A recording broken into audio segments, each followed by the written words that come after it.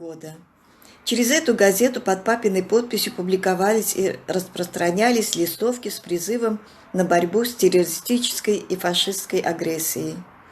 Эта работа была слишком рискованной для него и его семьи, которая оставалась в Крыму. Его жена Садика, моя мамочка, и моя сестра Гульнар. Эта разлука с семьей длилась годами. В этот период у них была переписка папы с мамой. Одно из писем этих сохранилось до сегодняшнего дня. Это письмо в Крыму находится сейчас, у моего сына дома. Очень трогательное письмо, в котором он описывает, насколько он скучает о своей работе. И говорит о том, что он в надежде ждет, когда уже закончится война, и они опять будут вместе.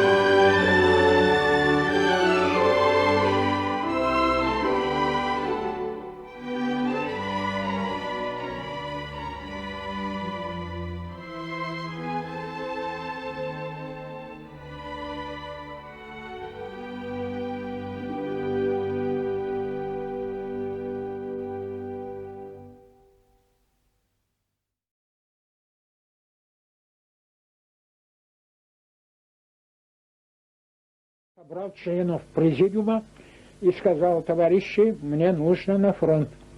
Давайте на мое место назначьте кого-нибудь. Вот Фатима, жена, с которой я только год была женился, значит, она одна провожала меня на Симферопольском вокзале. Со стороны Севастополя пришел эшелон, но это не из Севастополя, оказывается, из Бахчисарая.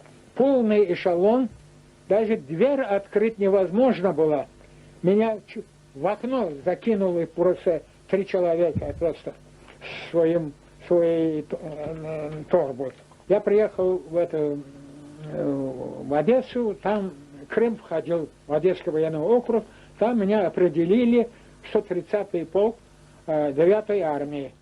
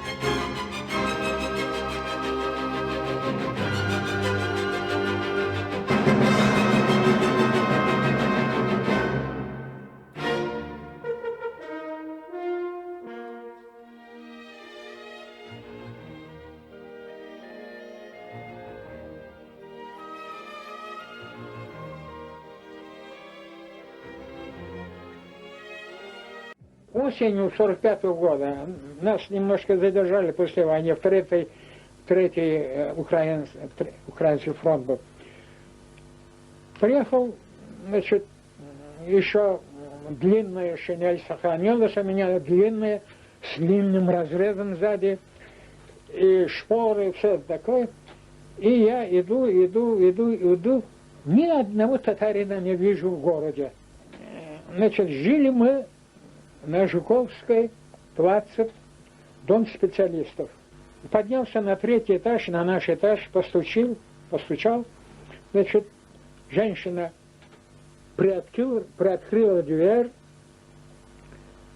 на цепочку. Цепочку я пребывал сам перед войной. Вот настолько посмотрела на меня, ушла. Мне представляли эту квартиру в 1938 году Совет министров Совнарком Крыма. А я перед войной написал одну пьесу. «Нянчеджан ханум» назывался. Это о жизни дочери Тохтамышхана. Думаю, может быть, эта рукопись уцелела, где-нибудь завалялась. И потом у меня масса книг было дома, энциклопедии там и так далее. Потом мне жена рассказывала, что книги мои немцы сожгли, а рукописи забрали.